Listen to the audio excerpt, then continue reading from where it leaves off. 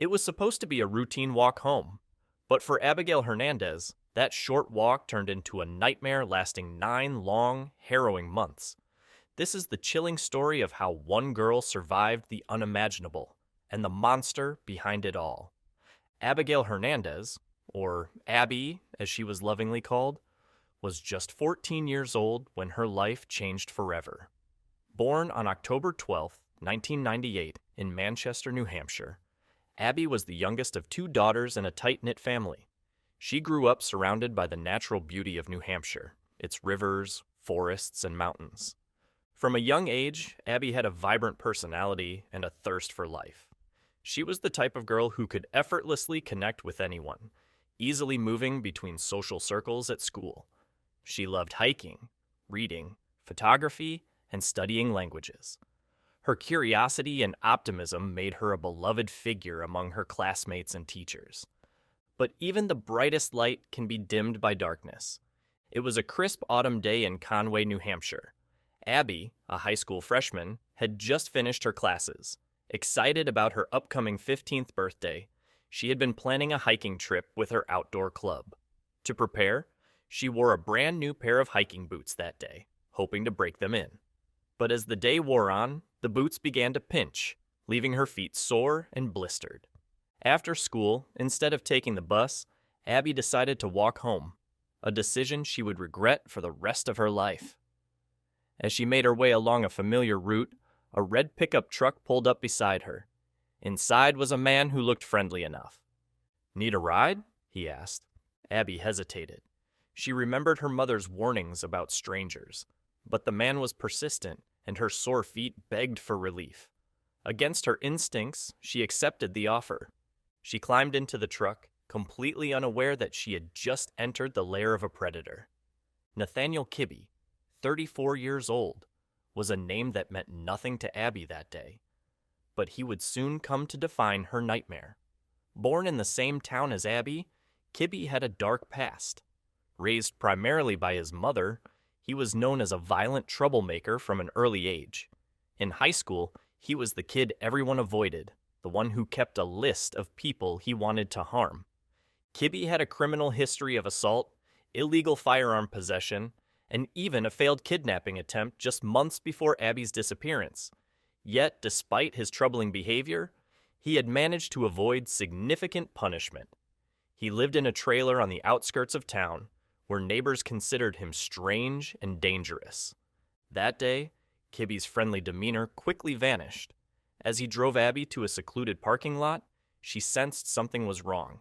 When she tried to escape, he pulled out a gun, tied her hands and feet with zip ties, and blindfolded her.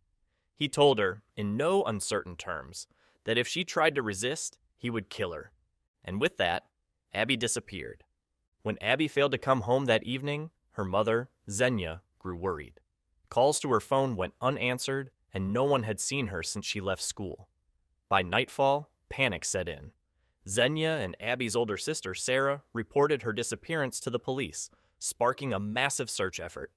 Within hours, Abby's face was plastered across social media and news broadcasts. Hundreds of volunteers joined police officers to comb the area. They searched parks, forests, and abandoned buildings, but there was no trace of her. The last signal from her cell phone had been detected just a mile from her home. As days turned into weeks, the town of Conway grew increasingly anxious. Theories swirled. Had Abby run away? Had she been abducted? Investigators even questioned her boyfriend, Jimmy, but his alibi was airtight. Abby's family refused to give up hope, but as months passed, the case seemed to grow colder. While the world searched for Abby, she was trapped in a tiny, soundproofed shipping container behind Kibbe's trailer. It was here that Kibbe revealed his true, sadistic nature. Over the next 9 months, he subjected Abby to unimaginable horrors. He physically assaulted her, violated her, and controlled her every move. He used psychological manipulation to instill fear, repeatedly threatening to harm her family if she tried to escape. To further dehumanize her, he forced her to call him master. Despite the brutality, Abby refused to let him break her spirit. She realized early on that she needed to stay calm and strategic. She began trying to connect with Kibbe.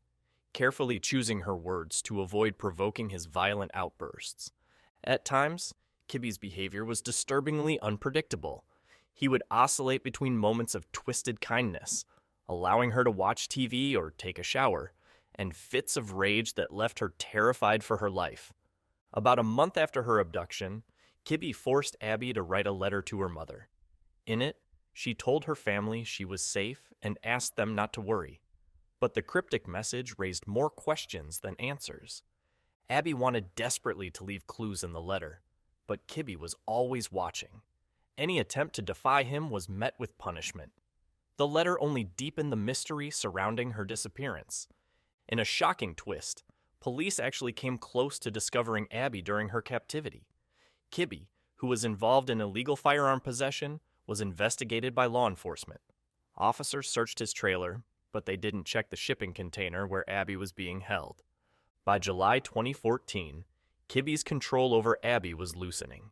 He began trusting her enough to involve her in his counterfeit money operation.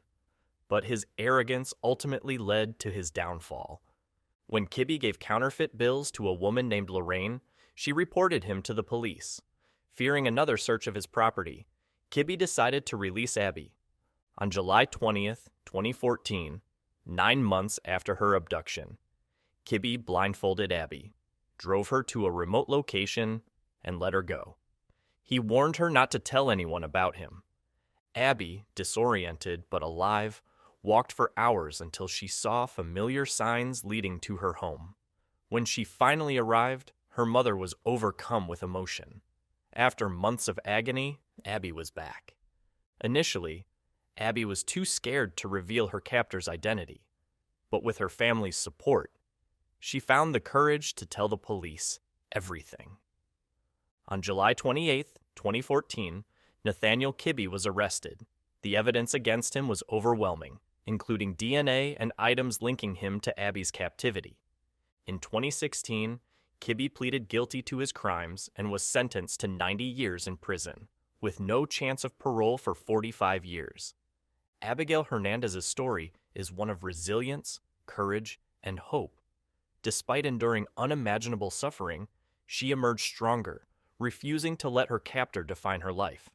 Today, her story serves as a reminder of the strength of the human spirit and the importance of never giving up hope. If you found this story as compelling as we did, don't forget to subscribe. There are more untold stories of survival and justice waiting to be shared.